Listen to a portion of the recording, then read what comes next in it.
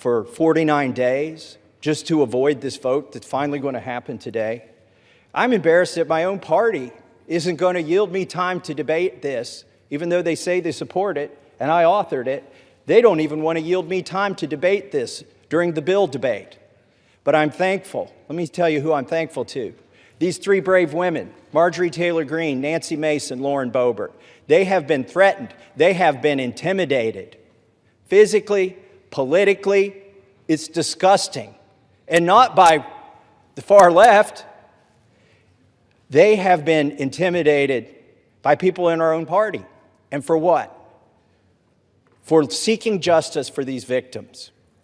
So my hat's off. I congratulate them for standing strong. I've always wondered, where were the Republican men during this battle? We've taken 5 months. These three women and I have had to drag our party to this floor today to even vote on this.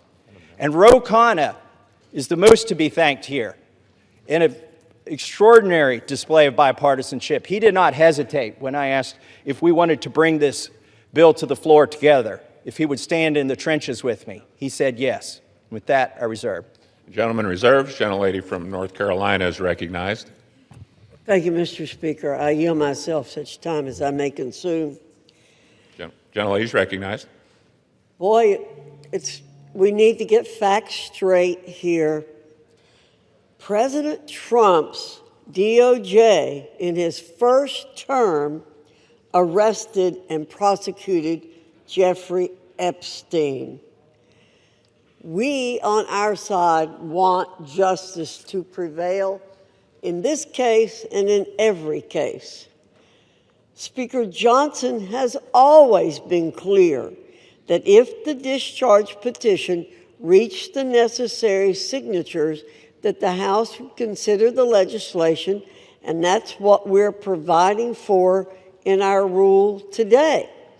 In fact, as soon as the petition hit 218 votes last Wednesday, House Republicans offered a unanimous consent request to pass the legislation then. However, the Democrat leader would not give consent to do that last week. Why? Because they're not really interested in this. They're interested in some other things. And, Mr. Speaker, I have to correct the record. Mr. Massey did not request time from me. I'm the person who controls the time on the Republican side, and he did not request time from me, or I would have given him time. I reserve. Gentlelady reserves. Gentleman from Kentucky is recognized.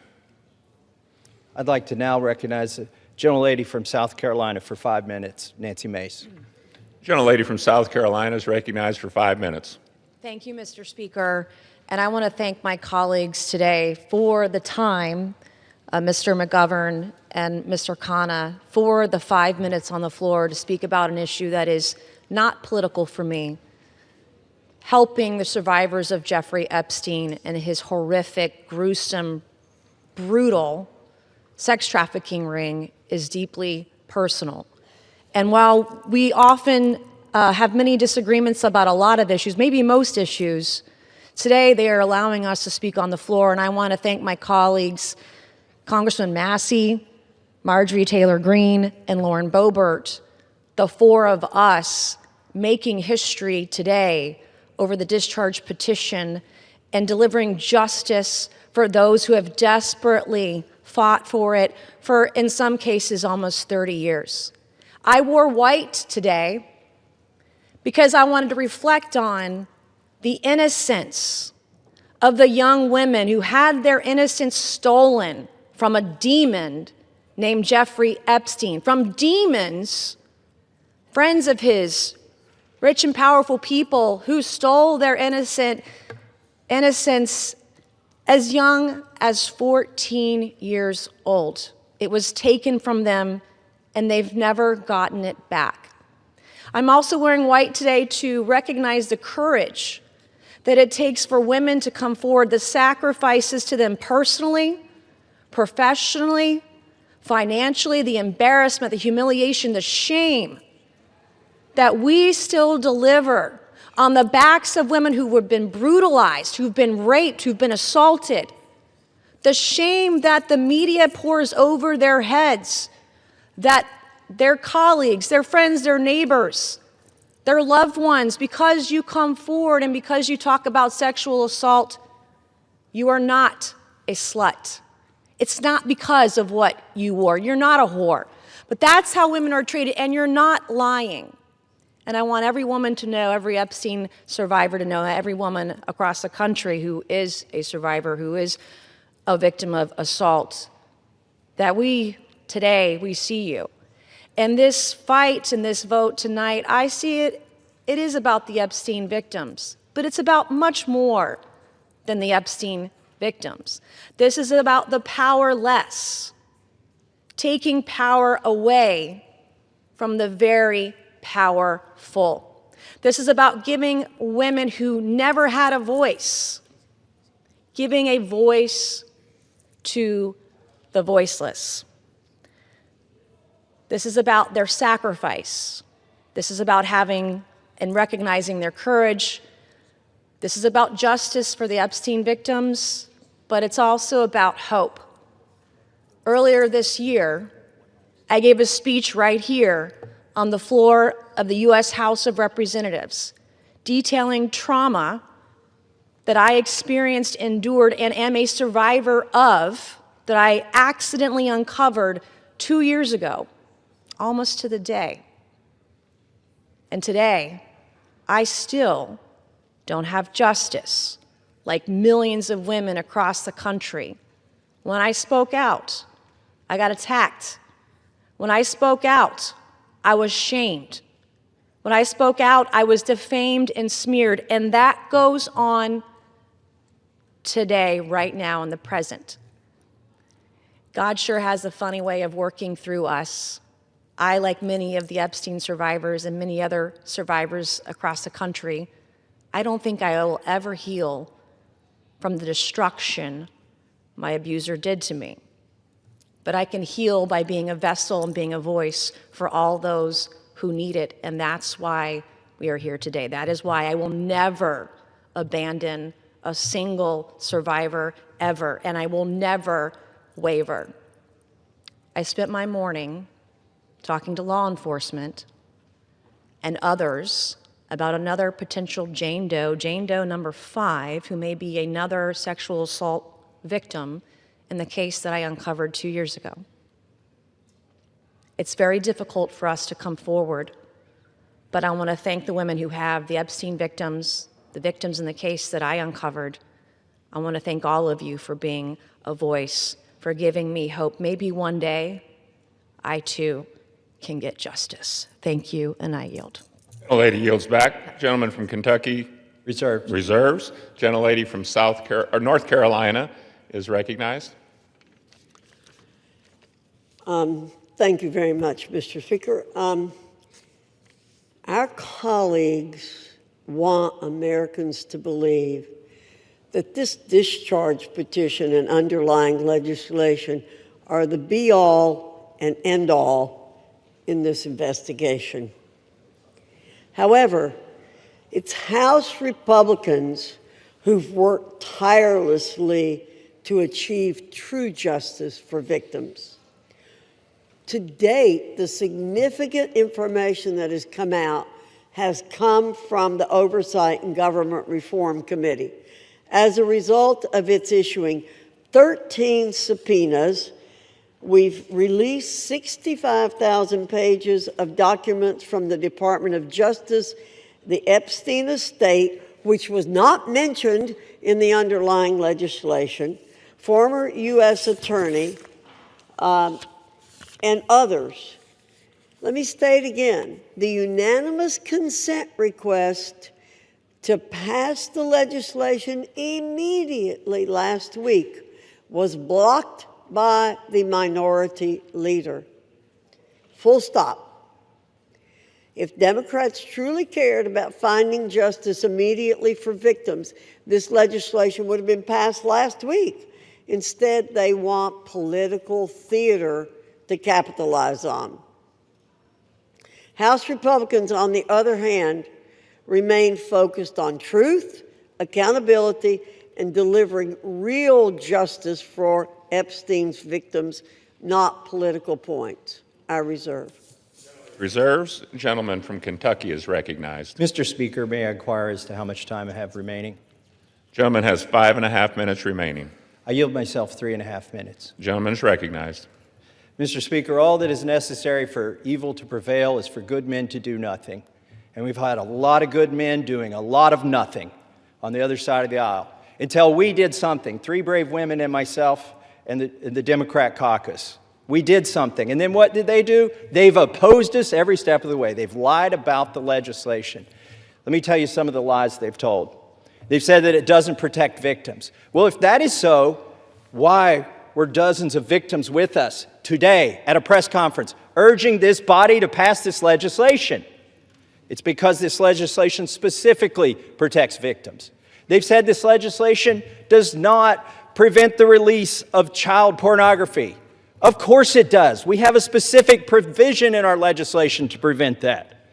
They've said so many falsehoods about this legislation, but now they're going to vote for it, hopefully enthusiastically. But really, they've been drugged to this. Our judicial system is broken. If it were working, there wouldn't be 1,000 victims who haven't seen justice yet. They are victims of the Epstein class. I begrudge nobody success that they become a billionaire. But if you think being a billionaire or buying politicians keeps you out of the judicial system, lets you rape young women, lets you traffic women, you've got another thing coming when this bill passes. Do not let the Senate muck this up. There have already been efforts to derail this, our discharge petition. The Oversight Committee has released thousands, tens of thousands of documents. That's fine. Keep working. How many names have you released? 0. You are still protecting, or the DOJ is protecting, pedophiles and sex traffickers. The time for that to stop is now. Now, our speaker says, oh, this bill needs amended in the Senate, and specifically, he's trying to create a loophole. He's trying to categorize the pedophiles as victims. He's saying, oh, we don't embarrass the people that went to the rape island. We should protect those names against unreliable accusations. Is he calling all of these victims unreliable? They've testified to the FBI. The FBI has these names in their possession. I asked the FBI director in a hearing, have you looked at the documents? No, he trusts everybody that's been there for decades. That is wrong. Do not let the Senate muck this bill up. And if you're a party to that in the Senate, you are part of this cover-up that we are trying to expose. I am sorry if one of your billionaire donors is going to get embarrassed because he went to Rape Island. That is what they have coming. In fact, they need to be on the other side of bars, a lot of them. Some of them will be embarrassed, but some of them need to go to prison, and the survivors know that. So how will we know if this bill has been successful? We will know when there are men, rich men, in handcuffs being perp-walked to the jail. And until then, this is still a cover-up. I urge my Senate colleagues, do not muck up this bill. The president has already said he will sign it. That means he will sign the bill that we have here today. Do not change this bill. He is ready to sign it. Give it to him. Put it on his desk. Let's get justice for these victims. With that, I reserve. The gentleman from Kentucky reserves. The gentlelady from North Carolina is recognized. Reserve. The gentlelady reserves. Is the gentlelady prepared to close? Yes, I am, Mr. Speaker. The gentleman from Kentucky is recognized. I yield the remainder of my time to Ranking Member Mr. McGovern. The gentleman from Massachusetts is recognized. Thank you. And first, let me say how much I admire the courage of my Republican colleagues who are beside me here today. Mr. Speaker, at the end of the day, this is not about us, and it's not about politics. This is about the survivors, young girls who were exploited by powerful men, men who use money and power to take advantage of girls, some as young as 11 years old. The President of the United States calls it all a hoax. Can you imagine that? What an evil and disgusting thing to say. These young girls, now women, the survivors, what happened to them was horrific. They were sexually abused, many of them for years, and the President of the United States calls it all a hoax. What kind of messed up, sick in the head, immoral person says something like that?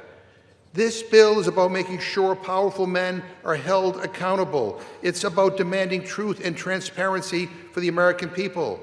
Now, Republican leaders in this House lost control of the story. They lost the ability to hide behind procedure, and they lost the luxury of pretending that they were ever on the right side. The American people see it, survivors see it, and history will see it.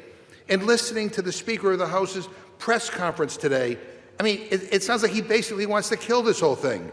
He's trying to obstruct and derail the process. Why the hell is he fighting so hard to do the opposite of what the survivors want? What an awful, awful thing to do. So let us release the files. Let's give survivors the transparency they've long been denied. Let us take back power from the rich billionaire elites who think they can do whatever they want with no justice or accountability. And let's remember exactly who had to be dragged here under duress and who stood up from day one demanding the truth. And with that, I yield back. Members are reminded to refrain from engaging in personalities towards the President. The gentleman yields back. The gentlelady from North Carolina is recognized. Thank you, Mr. Speaker. Mr. Speaker, those of us who did not sign the discharge petition are just as concerned about the victims, or if you, as some are calling them, survivors, as our colleagues who signed the discharge petition. We share contempt for anyone who abused anyone else. I've stood on this floor many times, Mr. Speaker, to speak out for victims and survivors of people who have been abused, and against anyone who breaks the law or takes advantage of an innocent person. We will not be characterized as insensitive to that. But what House Republicans who didn't sign the discharge petition remain focused on truth, accountability, and delivering real justice for Epstein victims. Again, I'll point out that it was under President Trump's Department of Justice that Jeffrey Epstein was arrested and tried. We have not tried to avoid this situation. We want things done the right way. We want maximum justice for these victims and survivors. Our rule today simply expedites consideration of the Massey-Khanna legislation. And as I said, we would have liked to have seen it pass last week when we gave an opportunity for it, but it was blocked by the Democrat minority leader. I ask for support for this rule, the underlying legislation.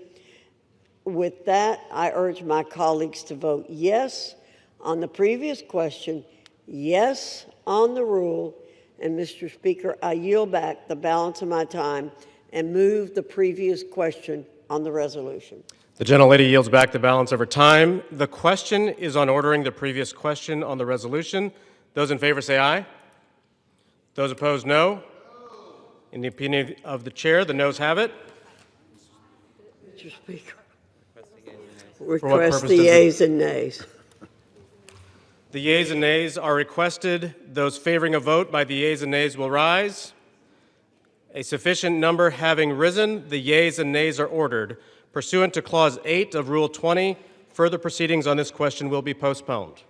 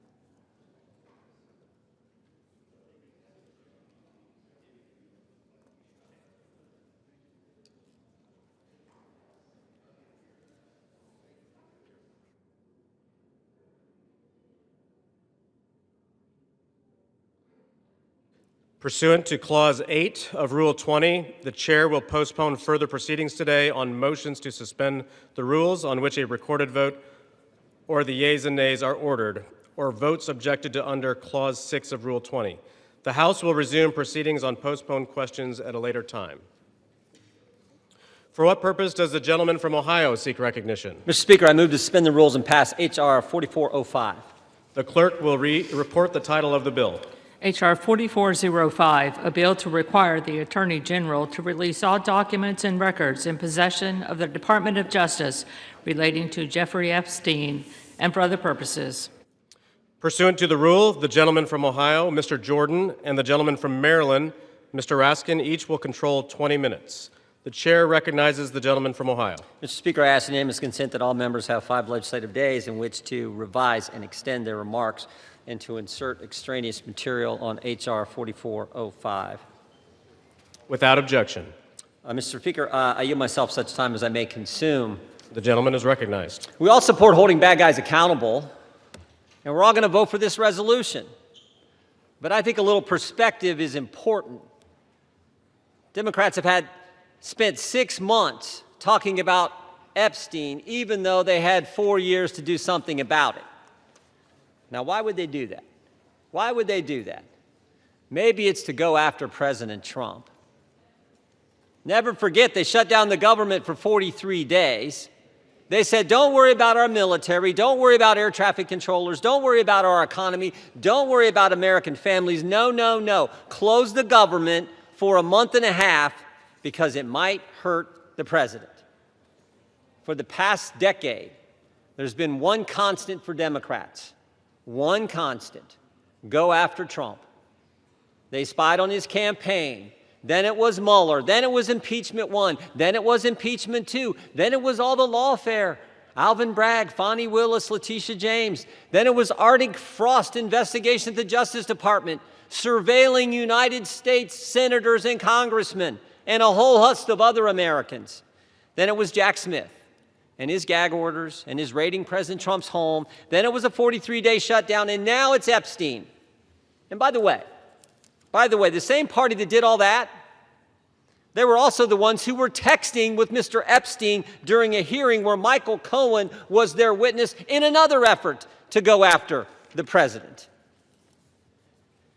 Americans see through it all, and frankly, it's actually kind of sad. This obsession, this syndrome, this mindset that says we got to go after President Trump no matter what that they have. And when I think about it, I think it's because President Trump and Republicans have accomplished so much that they told the voters they were going to accomplish in the 2024 election. We're actually doing what we said we were going to do. President Trump said he was going to cut taxes, and he did. President Trump said he would secure the border, and he did. President Trump said he'd get men out of women's sports, and he did. President Trump said he would make sure Iran doesn't have nuclear capability, and he did. And he said he would get the hostages out of Gaza back into Israel, and he did. All in 9 months. So I don't know what causes this mindset, this syndrome that the left has, but I know one thing. It is real. Which brings me to last week. Think about what the Democrats did last week. the Democrats released an email that the Oversight Committee had obtained from the estate, an email from Mr. Epstein to Ms. Maxwell. When the Democrats released it, they redacted the victim's name, something we all support, something everyone supports, except in this case, no court had ordered that name redacted, no agency had redacted it, and the estate didn't redact it. And the victim had already went public. So why black out her name? Why black out her name? Because she had said in her book and had testified under oath that she never saw any wrongdoing by President Trump. So think about what they did. In an email between two criminals, Mr. Epstein and Ms. Maxwell, in an email between two criminals, they hide the name of an individual who had went public and exonerated the president, and we know why, to distort and twist the message because they thought it might harm the president. Their position, cover up the names of people who are already public, but don't worry about other innocent people who the court said should remain private. Again, I think the American people see through it. They see through what the Democrats are doing. The American people know what this is. They know Democrats have nothing else to run on because of the success of this administration. So I say let's vote yes on this resolution, and then let's get focused on making sure we're doing what the American families elected us to do. With that, I reserve. The gentleman reserves. The gentleman from Maryland is recognized. Thank you, Mr. Speaker. I yield myself such time as I may consume. The gentleman is recognized. Today, 4 months and 3 days after Mr. Khanna and Mr. Massey introduced their discharge petition, perhaps the most famous discharge petition in American history, the People's House unites across party lines to draw a moral line. We draw a line against the rape and sexual violation of children. We draw a line against the global criminal trafficking of girls and young women to service the pleasure of rich and powerful men who believe they are beyond all law and all morality. We draw a line to put the voices of the victims and the survivors first. We ask the Senate to join us without changes rather than obstruct this bill with dilatory amendments, legislative graffiti, and self-dealing million-dollar jackpot provisions for lucky senators. Just pass the bill. We're finally voting today because a bipartisan discharge petition led by Representatives Massey and Khanna and signed by 218 of us overthrew the determined obstruction of the Speaker. This forced vote means the House will no longer acquiesce in this astonishing real-time cover-up of a multi-billion-dollar global sex trafficking and child rape ring that has ravaged the lives of more than 1,000 girls and young women.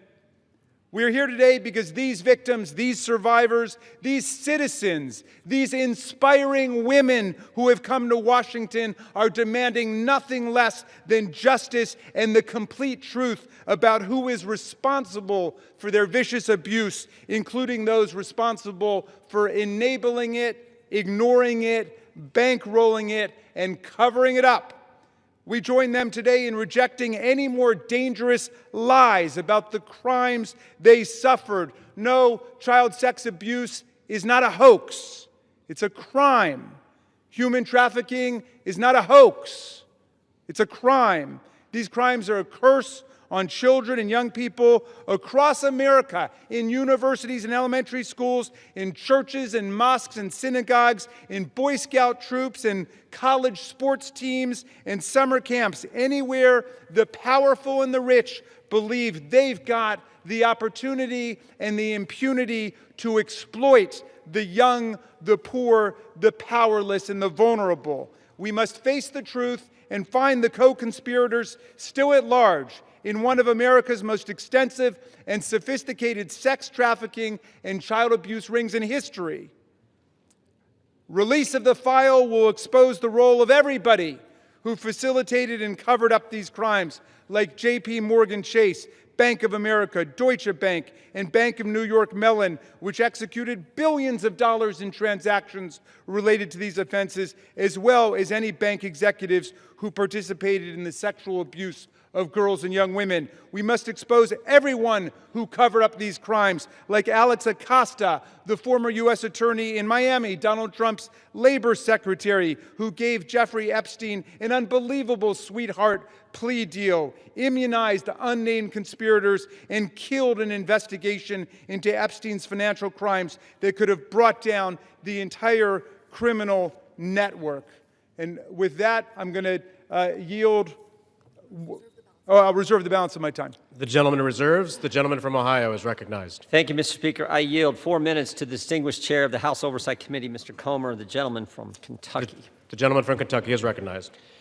Thank you, Mr. Speaker. As chairman of the House Oversight Committee, I've always believed that sunshine is the best disinfectant. For years, the American people have demanded transparency about Jeffrey Epstein and Ghislaine Maxwell's horrific crimes and about the federal government's failure to protect the victims. The House Oversight Committee is conducting a thorough review of the federal government's investigation into Epstein. Our work goes far beyond the legislation before us today. We are committed to accountability, transparency, and justice for the American people and for the survivors of these appalling crimes. To date, the Oversight Committee has released more than 65,000 pages of documents, issued 13 subpoenas, and conducted interviews with 2 key witnesses, both of whom were Republicans. The Trump administration has provided us with Department of Justice materials and access to suspicious activity reports. Unfortunately, throughout this investigation, Democrats have chosen to manufacture yet another anti-Trump hoax instead of pursuing justice. They have mischaracterized witness testimony and selectively released documents complete with targeted redactions in an effort to smear President Trump.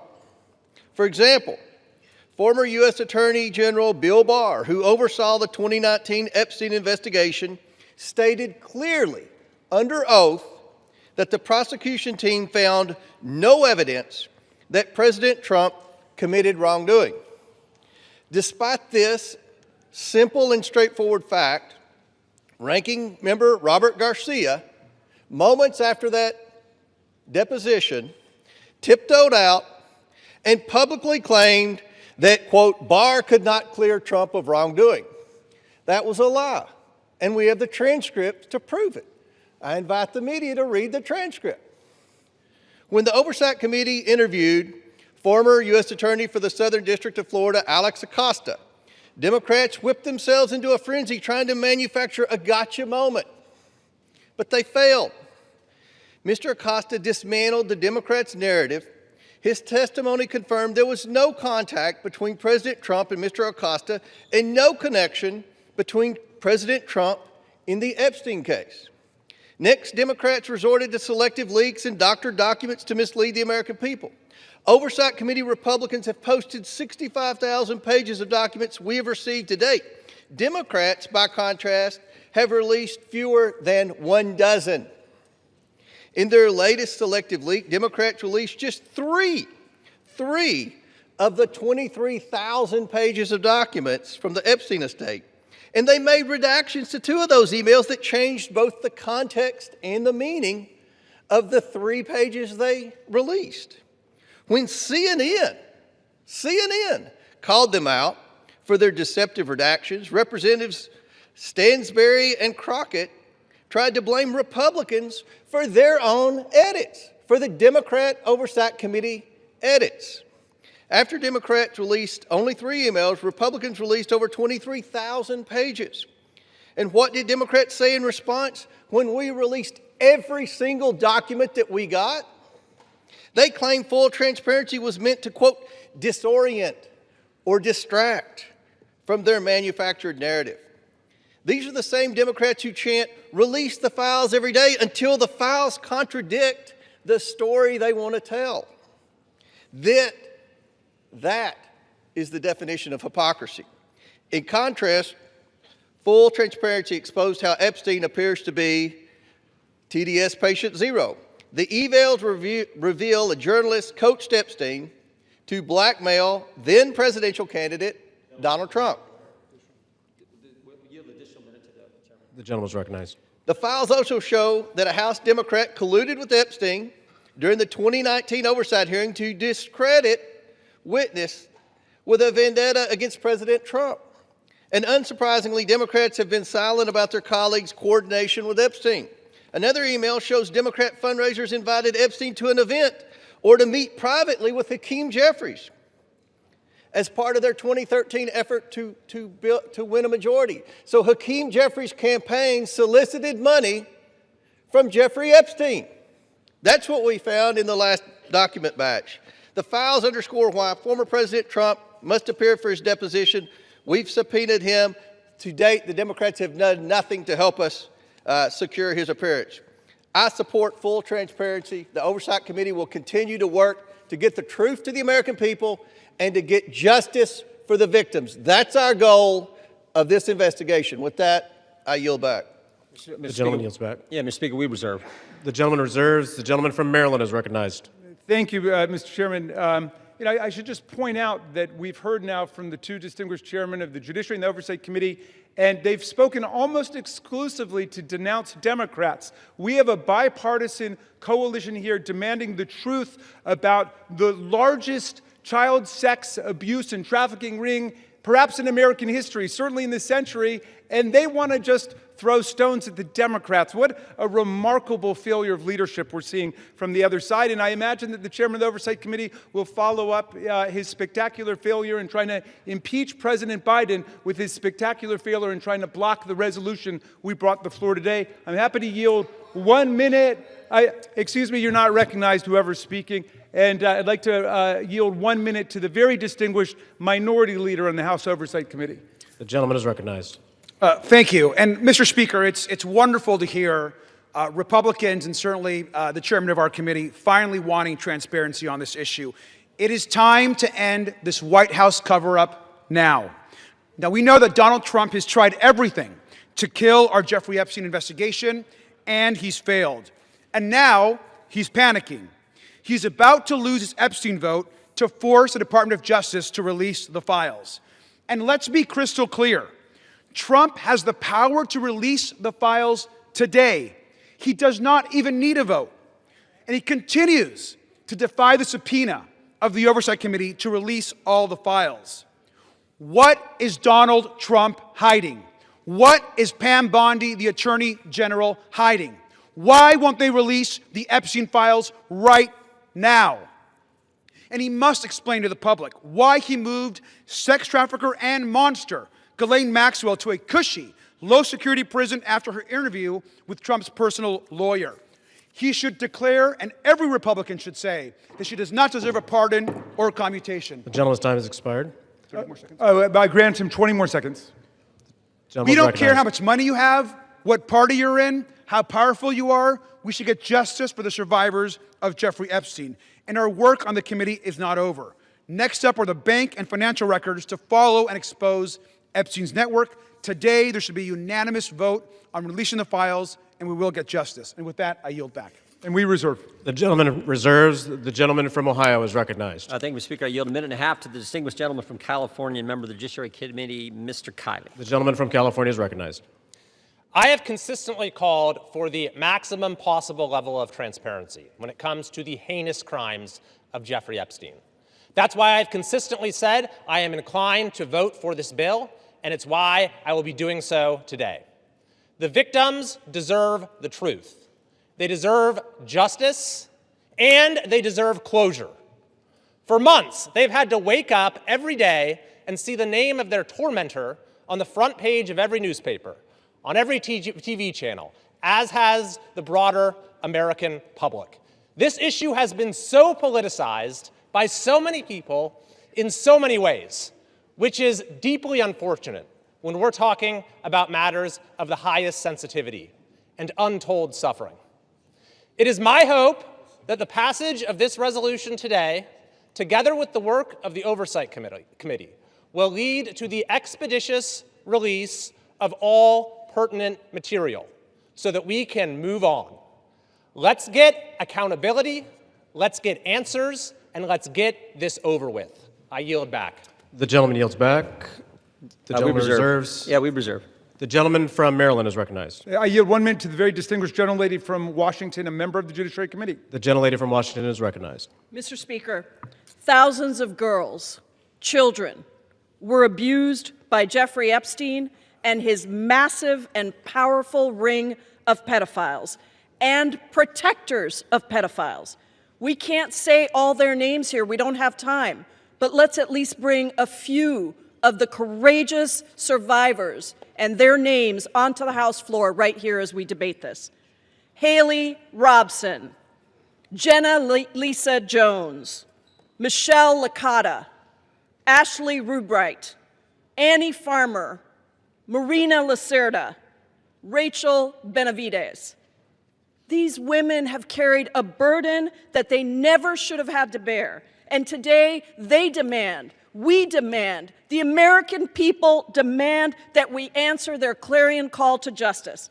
Today, despite all the giant cover-up attempts by this administration and this Speaker of the House, we will vote to release all the Epstein files. To be clear, there is no protection for pedophiles, no protection for the rich and powerful men of either party who participated, who turned a blind eye, who winked and grinned while witnessing the horrific abuses of young children.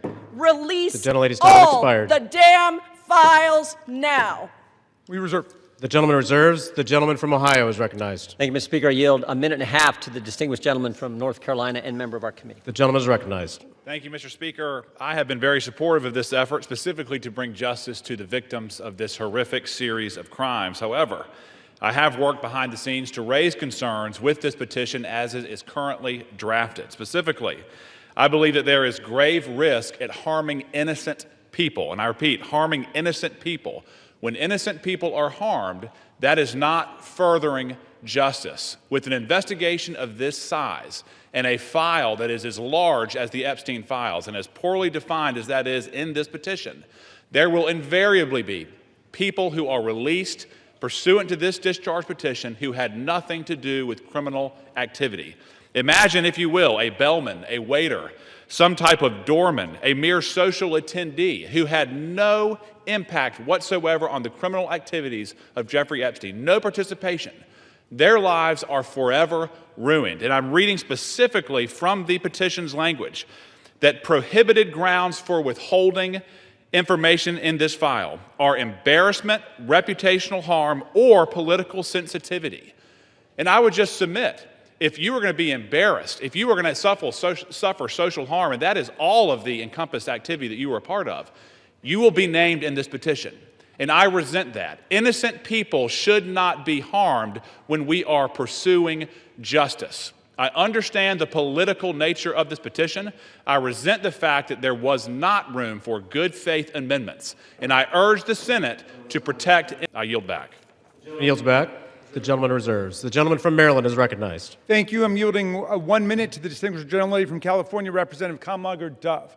The gentlelady from California is recognized. Mr. Speaker, 1 in 3 women and girls around the world are physically and sexually assaulted each year. Of the 152 women in this body, that means 51 women. It includes your daughters, your sisters, your nieces, your mothers. And with the Epstein files, we have a chance to change that. But real talk, the administration doesn't need a discharge petition. It has not complied with the subpoena, and it has the power to release the files today. Instead, the man in the most powerful position in the world has used the full weight of the government to block and obfuscate and deflect the full release of the files. It is the same person who intimidated female members of Congress to withdraw names from the petition, who responded quiet piggy to a female reporter who asked about the files, and who nominated an alleged sexual predator to be our AG. It is the same person whose name appears more than any other in the Epstein emails. And in the pantheon of violence, a sexual predator is the worst of the worst. So why protect him? It's also curious that the judiciary is managing this debate and has not even had this come before the committee. I wonder why. Release the files now! We reserve. The gentleman reserves. The gentleman from Ohio is recognized. Thank you, Mr. Speaker. I yield 2 minutes to the gentleman from Texas, Mr. Roy, chairman of the Constitution Subcommittee. The gentleman from Texas is recognized. I thank the chairman. Today, a united Republican Party and a bipartisan supermajority is going to pass a bill to increase transparency regarding the egregious abuses by Jeffrey Epstein, a goal that anyone of conscience desires. That is, in totality, an important statement to check the rich and the powerful. Remember how we got here. After decades, it was President Trump's Department of Justice that indicted Jeffrey Epstein in July of 2019. It was President Trump's DOJ that arrested and indicted Ms. Maxwell.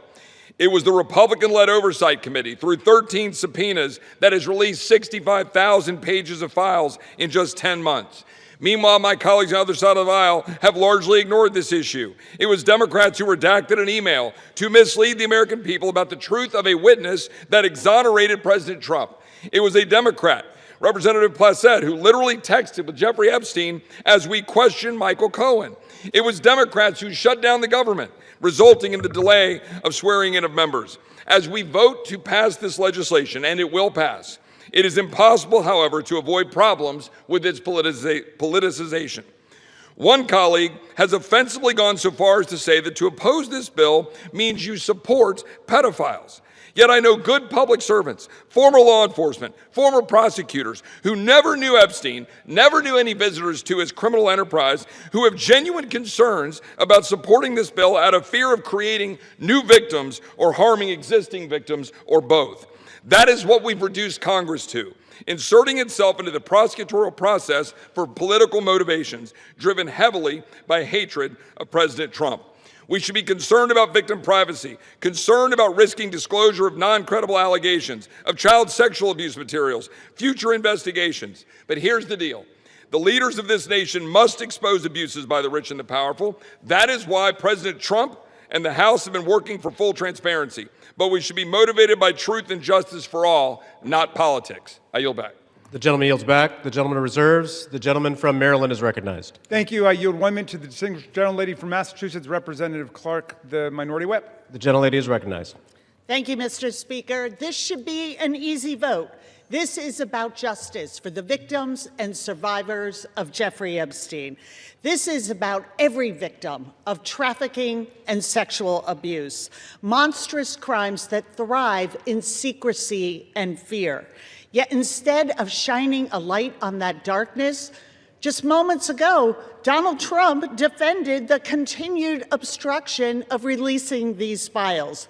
Even as House Republicans prepare to vote yes today, Speaker Johnson is calling this a show vote. He's calling it dangerous. He is signaling the U.S. Senate to block it. Republicans continue to use their power to shield rich pedophiles from justice.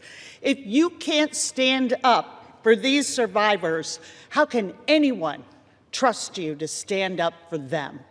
I yield back. The gentlelady yields back. We yield. The gentleman reserves. Does the gentleman reserve? Yeah, we reserve. The gentleman from Ohio is recognized. We reserve. The gentleman reserves. The gentleman from Maryland is recognized.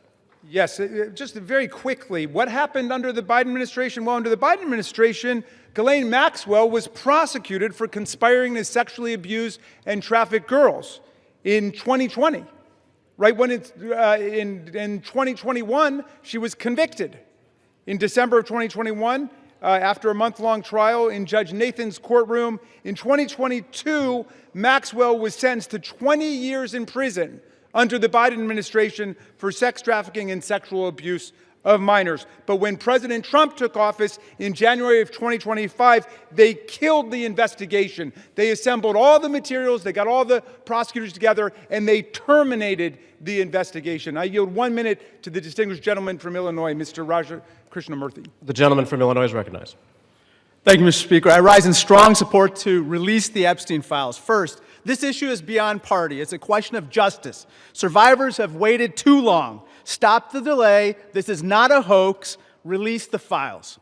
Second, we must face a hard truth. Silence that shields the powerful is a betrayal of those they hurt. Congress must reject any attempt, including a presidential pardon or any form of clemency for Ghislaine Maxwell. This cannot be done. This would be a cover-up. We cannot allow clemency of any kind for Maxwell, not now, not ever. Survivors deserve justice. I urge a strong yes vote. Thank you. Yields back. I want to thank the gentleman for his eloquent remarks. Pardons are for people who are contrite. Pardons are for people who are repentant. Pardons are not for people who lie. Every member of this body should immediately, verbally, vocally denounce the idea of clemency, commutation, or pardon for Ghislaine Maxwell, and we reserve. The gentleman reserves. The gentleman from Ohio is recognized. Yeah, we reserve, Mr. Speaker. The gentleman reserves. I yield 30 seconds to Ms. Leisure Fernandez. The gentlelady is recognized. There were thousands of girls and young women abused, trafficked, and used by Epstein, the elite and the powerful who believed they could get away with it. Epstein told the young victims that he controlled the banks and the government. Those women refused to be silenced, and today they have pierced the dark with their light. Anytime any girl is trafficked, molested, or abused, the world must stand up. Today, the House proves Jeffrey Epstein wrong. The Senate must do the same tomorrow. The gentleman reserves. The gentleman from Ohio is recognized. Thank you, Mr. Speaker. I yield 2 minutes to the gentleman from California. 1.5 minutes to the gentleman from California. The gentleman from California is recognized. I thank you, Chairman. Mr. Speaker, a minute and a half or an hour, the words would still have to be the same. We've all said that this will pass the House, perhaps unanimously today. I think all of us who have looked at the details of this particular bill know that it is flawed and that before it goes to the President's desk, it has to be amended as it can be amended in the Senate. And we call on the Senate to amend it so that we protect the innocent, so that we have the provisions that were intended perhaps to be in this bill but are not properly written. With that, President Trump has said, get it to his desk, he will sign it. President Trump has said he will do it. But I'm going to say to all of us, it is also important that we remember that Epstein is dead, but people live on, people who were innocent, people who in fact should not be named. We're not talking about the rich and the powerful, we're talking about the very victims. That is what we need to make sure is amended before it goes to the President's desk. And with that, I thank the Chairman for his time. I think no more needs to be said that this body will vote for it all, but let's not kid ourselves. It has to be changed so that it properly protects both the tradition of the grand jury and clearly those innocent people that would otherwise be swept up. And I yield back. The gentleman's time has expired. The gentleman yields back. Reserve. The gentleman reserves. The gentleman from Maryland is recognized. This whole bill is about protecting the innocent.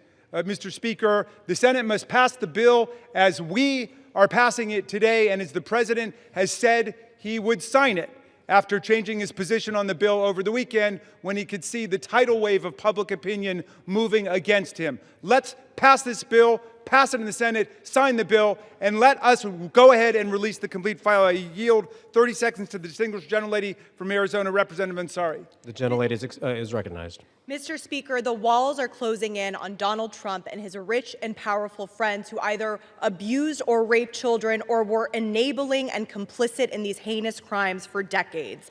This vote today matters, but here is the truth. Donald Trump could direct the Department of Justice to release the files today. He is choosing not to. They are already under subpoena, led by oversight Democrats, and have refused. This is an ongoing cover-up by the Trump White House, and Mike Johnson and the House has been complicit. What is Trump hiding? Why not release the files today?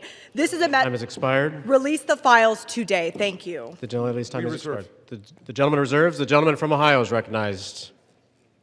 Thank you, Mr. Speaker. I yield 2 minutes to the distinguished gentleman from New Jersey, Mr. Van Drew. The gentleman from New Jersey is recognized. Today I want to talk about hypocrisy. Let me be clear. I was from Jumpstart, a co-sponsor of this very bill. From the beginning, we should never protect pedophiles. But for months, my Democratic colleagues have done what they think is politically convenient through all the yelling, through all the tears, through all the sadness. They say releasing the Epstein list is of grave concern to them. If that was true, where were they during the 4 years of the Biden presidency? Why didn't they demand the release of these files from Jumpstart in year one? Mr. Speaker, why didn't they ask for them in year two? Or if that wasn't good enough, maybe in year 3, they had control. Or not even in his final year of office. Other than a single letter the ranking member wrote in 2019, a single letter, not one Democrat on the committee spoke out about Epstein or his victims of this very terrible tragedy, other than to say that he didn't like the plea deal. Let me say this. When they stand here today insisting how badly they want these files released, why didn't they do it? Yet they stayed silent for year after year after year after year under Joe Biden. It's impossible. Mr. Speaker, it is impossible to see that as genuine. What I see is a group more focused on scoring political points and drama than on protecting abused children. The record is clear. Under Republicans, far more information has been released in the last 6 months than was done during all 4 years of the previous presidency under Joe Biden. We've actually been the party of transparency. We've released the information. We've told the truth. Unfortunately, and I'm sad to say it, they have been the party of hypocrisy. Mr. Chair, I yield back. The gentleman yields back. The gentleman reserves. The gentleman from Maryland is recognized. You know, I've never heard a more defensive presentation in my life than what we're hearing from over there. The gentleman should spend a little less time pointing out hypocrisy and a little more time trying to ferret out cruelty, humiliation, and rape. And that's what we're working on. I yield 30 seconds to the distinguished gentleman from California, Mr. Min. The gentleman from California is recognized. I want to remind you that we are all here voting on this bill because President Trump, who has the power to release the Epstein files at any time, has refused to do so, calling this a hoax. We're here because Speaker Mike Johnson and President Trump have gone to extraordinary lengths to try to kill and delay the discharge petition, including refusing to seat Adelita Grijalva for over 40 days and threatening House Republicans who signed on. Now, several of my Republican colleagues have accused those of us House Democrats who support justice here of having Trump derangement syndrome. You all suffer from something much worse, which is pedophile protection syndrome. Stop protecting pedophiles. Release the Epstein files. The victims deserve justice. I yield back. We reserve. Members are reminded to direct their comments to the chair. No kidding. The gentleman from Maryland reserves. The gentleman from Ohio is recognized. We reserve. The gentleman from Ohio reserves. The gentleman from Maryland. I'm yielding 30 seconds to my friend, Representative Walkinshaw from Virginia. The gentleman is recognized. For years, Mr. Speaker, we have watched dangerous conspiracies like Pizzagate and QAnon shape our political landscape. They help fuel the rise of President Trump and were built on baseless claims about secret pedophile rings, while the real documented case of child sex trafficking involving Jeffrey Epstein remains shrouded in secrecy because President Trump refuses to release the files. What is President Trump hiding? Why won't he release the files? The House finally has the opportunity to act, release the files, and let the American people see the truth. I yield back. The gentleman yields back. We reserve. The gentleman reserves. The gentleman from Ohio is recognized. We reserve. The gentleman reserves. The gentleman from Maryland is recognized. Granting 30 seconds to the very distinguished gentlelady who is finally with us, Representative Adelita Grijalva from Arizona 7th. The gentlelady is recognized. Thank you. Mr. Speaker, I rise today to acknowledge the survivors, family members, and advocates who are here today and have never given up. The legislation in front of us, at its core, is about something very simple. The survivors deserve justice. The American people deserve the truth. To every survivor watching, your courage is inspiring. You are the reason why this vote is happening today. Protecting women and children from pedophiles should not be a Democratic issue, should not be a Republican issue. It should be a human rights issue and a matter of justice. I urge my colleagues to vote yes on the Epstein Files Transparency Act. I yield back. Thank you. Thank you, and we reserve. The chair will remind all persons in the gallery that they are here as guests of the House and that any manifestation of approval or disapproval of proceedings is in violation of the rules of the House. The gentleman from Maryland. Yeah, but I'll just add they're here as honored guests of the House, and we're delighted they're here, and with that, we reserve.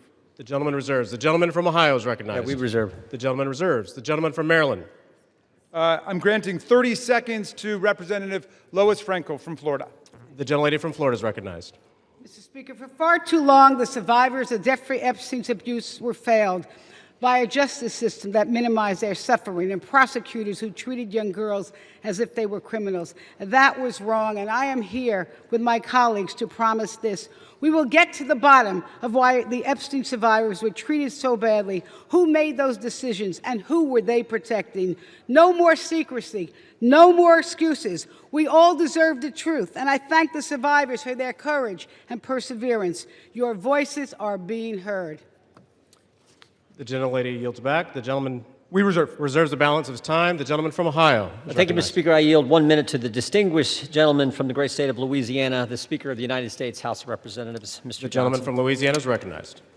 Thank you, Mr. Speaker. Thank you, Chairman Jordan, for doing such an extraordinary job on all of this. For 43 long days, the Democrats held this House and the entire country hostage. Finally, with the lights back on, this body's returning to our regular legislative session. We have a lot of work to do. My colleagues on this side of the chamber are ready and eager to get back to our urgent legislative work that we promised the American people we would do. We've got to continue lowering the cost of health care. We've got to bring down prices for American families, and we've got to finish the regular appropriations process, just to name a few of those priorities. And I wish I could say that our first order of business would be to get to those urgent priorities, but of course we're here spending time on the floor about something else. This is something we could have resolved last week when we brought a unanimous consent to pass this discharge with the full support of the body. But our friends over here who are arguing today stalled that. They objected to it, and they wanted to have this exercise instead. And that's why we say that this is a show vote. That's what this is. They're making a show of it. And it really is a shame. We have some heroic women in the chamber today. I met with many of them a while back. They're in the gallery here. They have come forward. They have shown their faces. They've used their names to share the unspeakable tragedies that many of them were subjected to, some of them when they were very young. And it is a heroic service to the country. They are seeking justice, and the justice has been delayed for too long. The Department of Justice, many years ago, should have brought these charges. It took too long to do it. And now we're in this process of making sure all the American people get the information, but we have to do it in the right way, After 4 years of Democrat control under President Biden, they were not truthful with us about a lot of things. The Democrats insisted the border was secure. We knew it wasn't. They insisted that inflation was transitory. We knew it wouldn't be.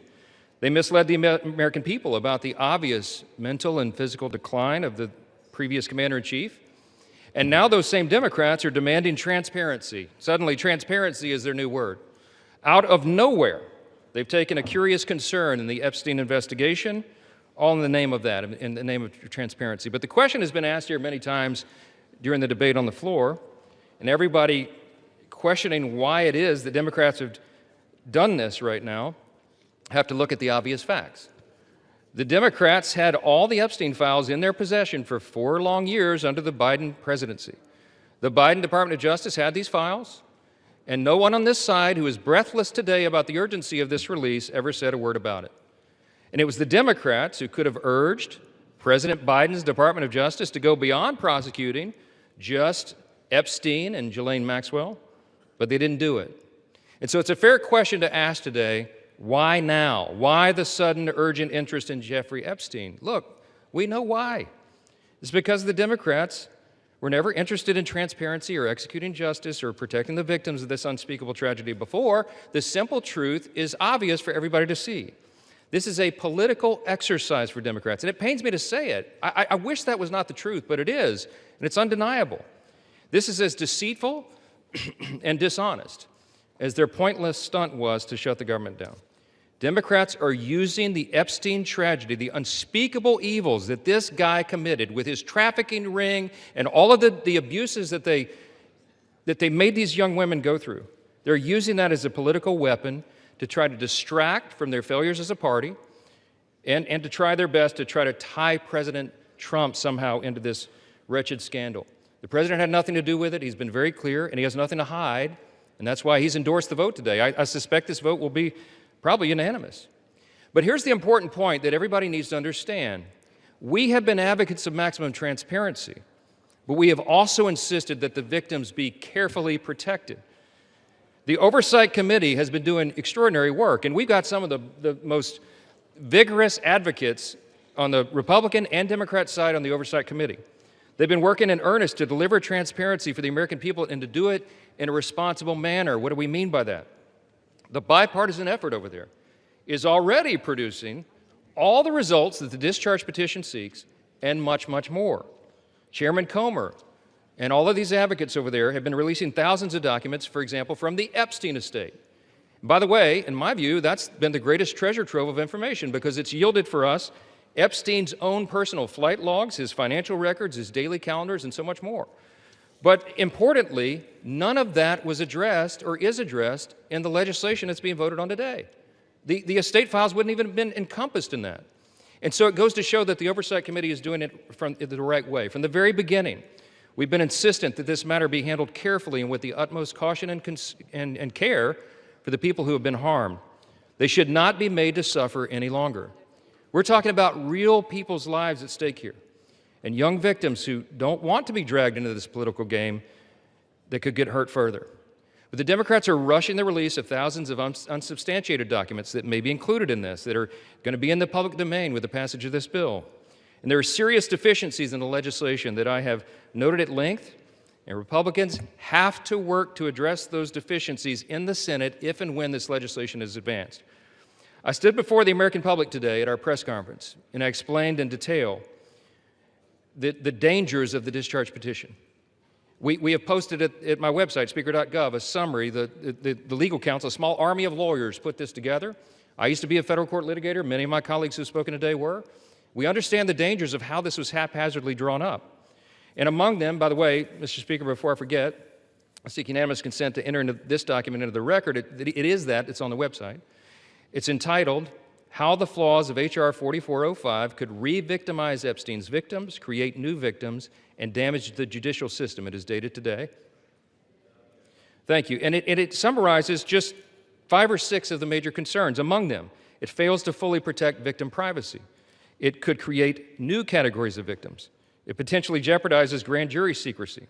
It fails to prohibit release of child sexual abuse materials that are not appropriately defined in the legislation. It jeopardizes future federal investigations, and we have national security concerns regarding classified information. We'll put this in the record because we need the legislative record to reflect what is the legislative intent behind this vote.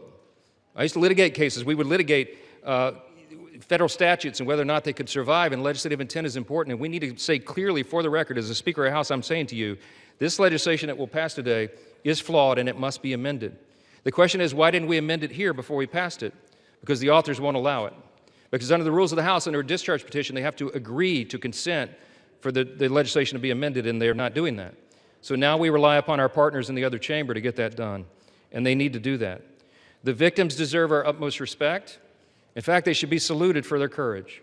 And the young women who have not come forward, who are now, some of them are middle-aged women who have not come forward, also deserve our respect, and they deserve to be protected.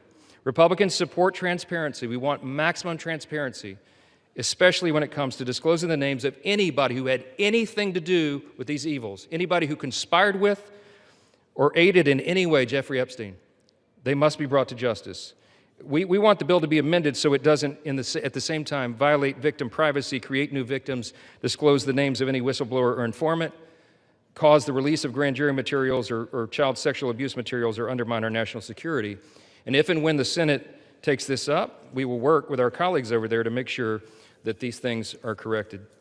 I'll just close with this simple thought. We've been at this a while. It's drug on for a while, but it's time for this to come to light. I expect that this will be a unanimous vote, and it will reflect what I think every member in this chamber, and I'll say this now, at least in recent days, every member of the chamber on the Democrat side, they didn't say anything for 4 years, but they're for maximum transparency now, and so is this side. But we want to do it in a respectful and careful manner so that we don't subject innocent people to further harm.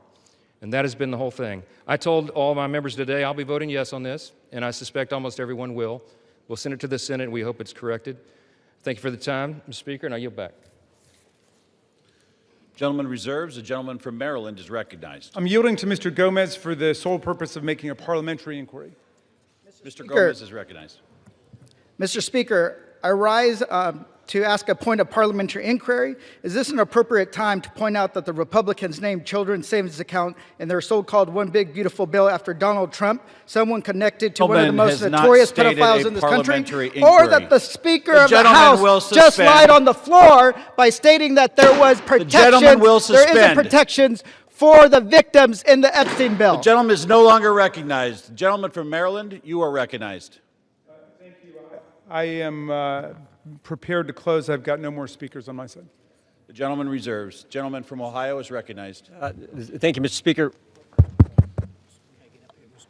No. Gentleman from Ohio has 30 seconds. If you could, can I inquire how much time is remaining? 30 seconds.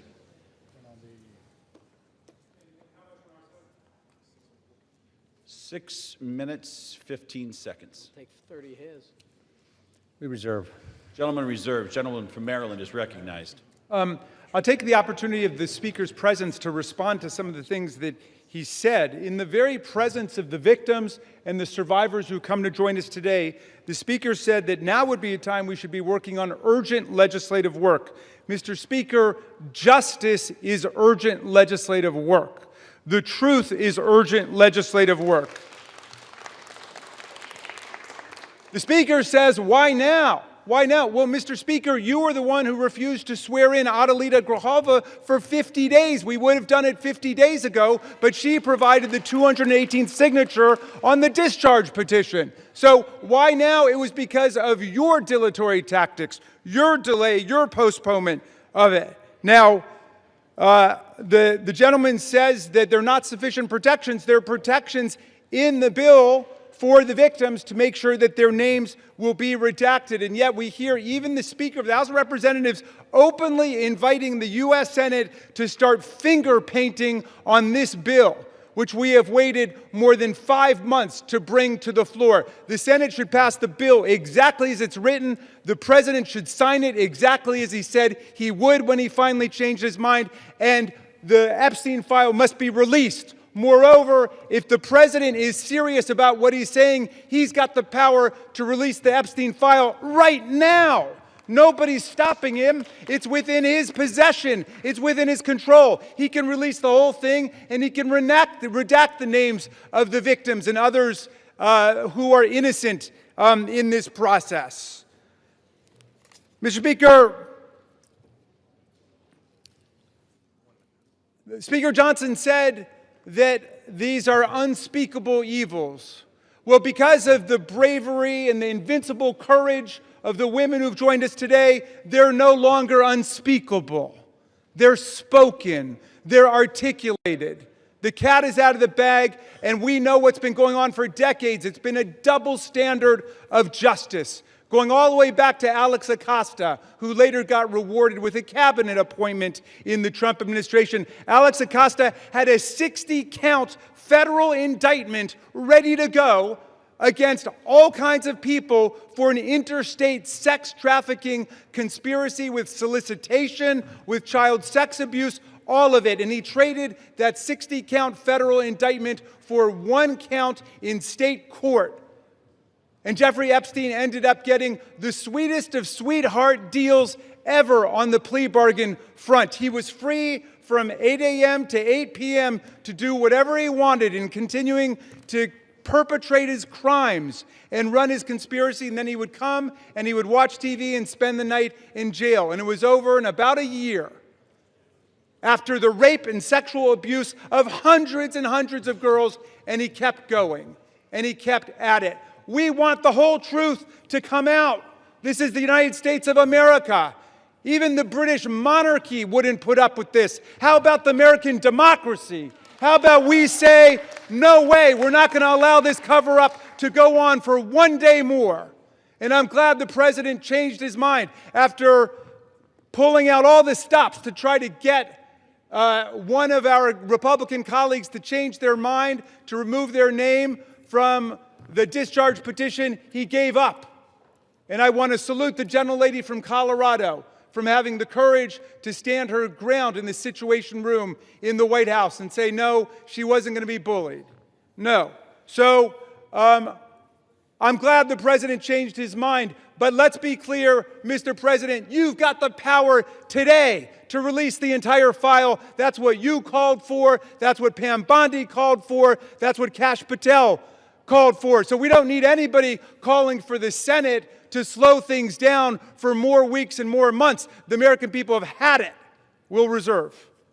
Gentleman reserves. Gentleman is reminded to direct your comments to the chair and not your colleagues. The gentleman from Ohio is recognized, and you do have 90 seconds remaining. Correction. Thank you, Mr. Speaker. I yield 30 seconds to the gentleman from Texas. Gentleman from Texas is recognized. The Democrat Party, with help from the dishonest media, used the Epstein files not to seek justice from the victims, but to smear President Trump. And it's sickening, quite sickening.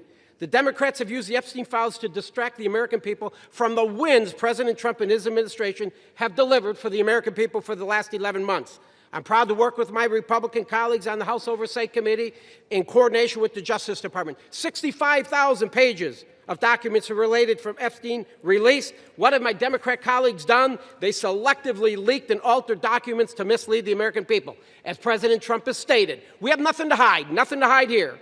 I'm voting to release the files so that we can move on from this smear campaign the Democrats have manufactured. God bless Gentleman's Donald J. time has Trump. expired. Gentleman from Maryland is recognized. Reserve the balance of my time. Gentleman reserves. Gentleman from Ohio reserves. Gentleman from Maryland is recognized. All right. How much time do I have to close? You have 2 minutes.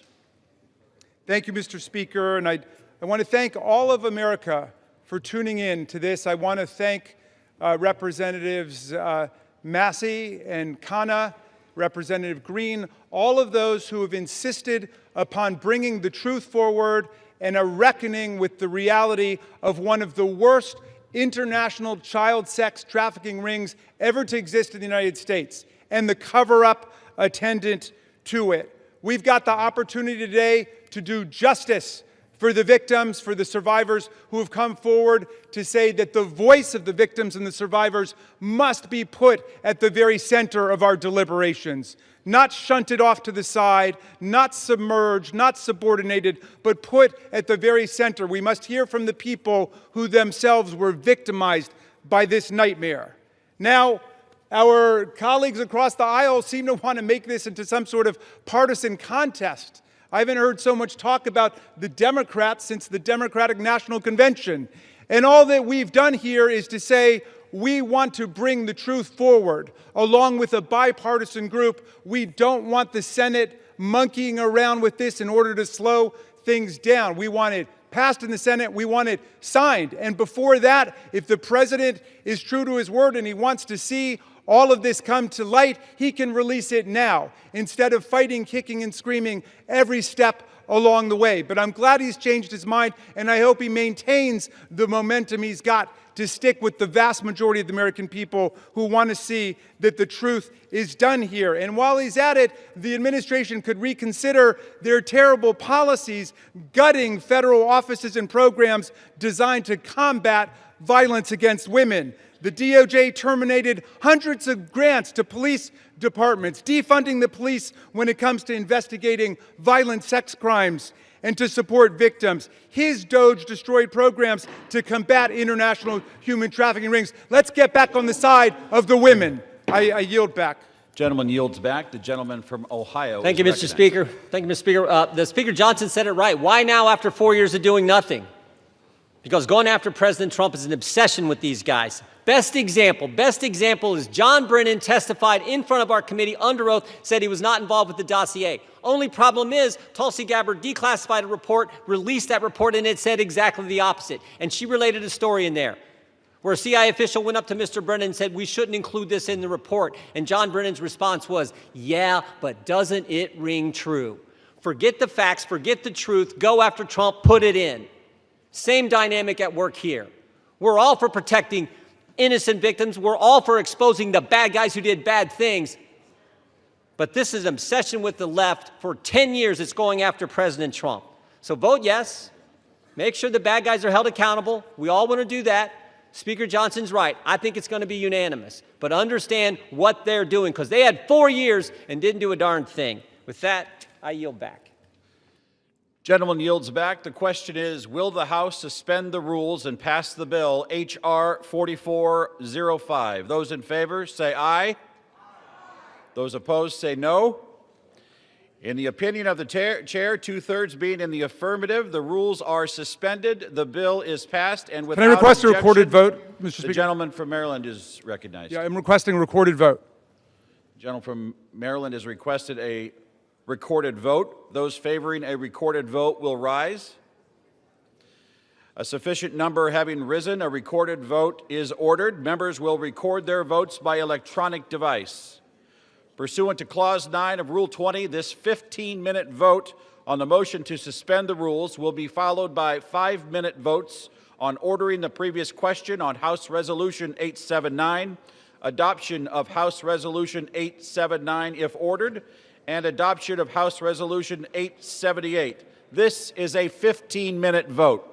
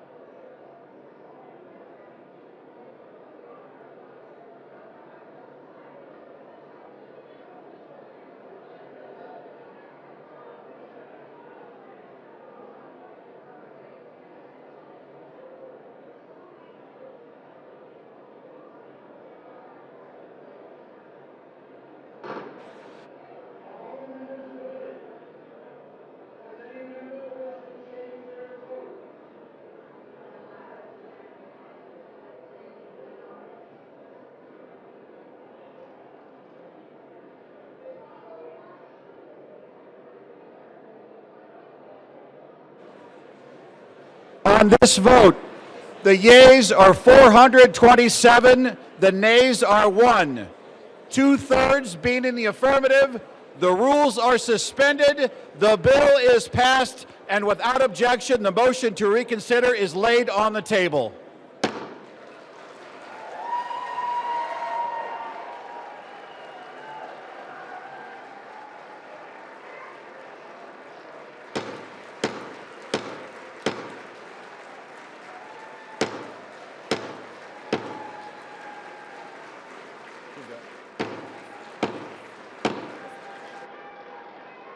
Pursuant to Clause 8, Rule 20, the unfinished business is the vote on ordering the previous question on House Resolution 879, on which the yeas and nays are ordered. The clerk will report the title of the resolution. House Calendar Number 47, House Resolution 879. Resolution providing for consideration of the joint resolution, Senate Joint Resolution 80, providing for congressional disapproval under Chapter 8 of Title 5 United States Code of the rules submitted by the Bureau of Land Management relating to National Petroleum Reserve in Alaska, Integrated Activity Plan Record of Decision, providing for consideration of the joint resolution, House Joint Resolution 130, providing for congressional disapproval under Chapter 8 of Title 5 United States Code of the rules submitted by the Bureau of Land Management relating to Buffalo Field Office Record of Decision and approved Resource Management Plan Amendment, providing for consideration of the joint resolution, House Joint Resolution 131, providing for congressional disapproval under Chapter 8 of Title 5 United States Code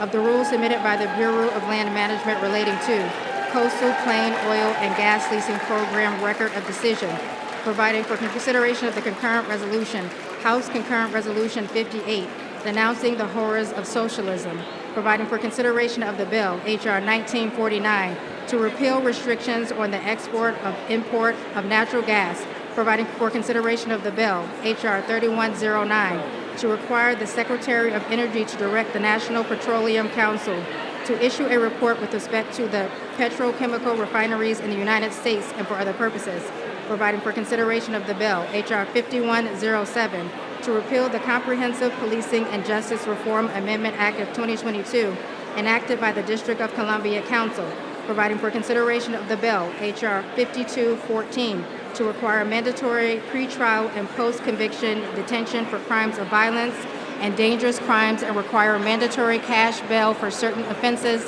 that pose a threat to the public safety or order in the District of Columbia, and for other purposes, and for other purposes. The question is on ordering the previous question. Members will record their vote by electronic device. This is a 5-minute vote.